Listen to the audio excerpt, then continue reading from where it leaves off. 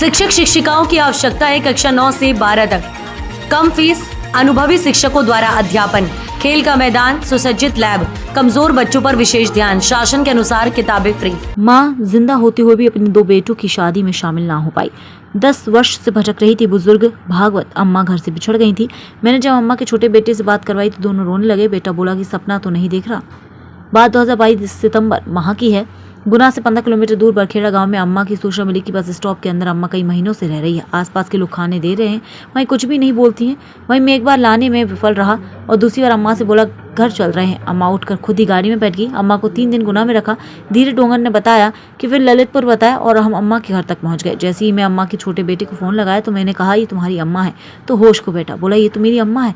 धीरे धीरे अम्मा से सबने बात की, वीडियो कॉलिंग और 6 घंटे में लेने आ गए।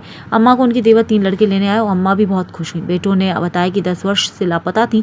इस 4 बेटों में 2 की शादी अम्मा ने की और 2 की शादी में अम्मा के बिना हुई। अम्मा के पति बहुत इंतजार करते हैं, बोलते थे कि मेरी भागवत जिंदा है। नवरात्र चल रहे थे, इसी समय जब अम्मा मिली तो जवारे बोए थे अम्मा के लिए और उनकी पत्नी मिल गई। अम्मा अपने परिवार के साथ उत्तर प्रदेश रवाना हुई।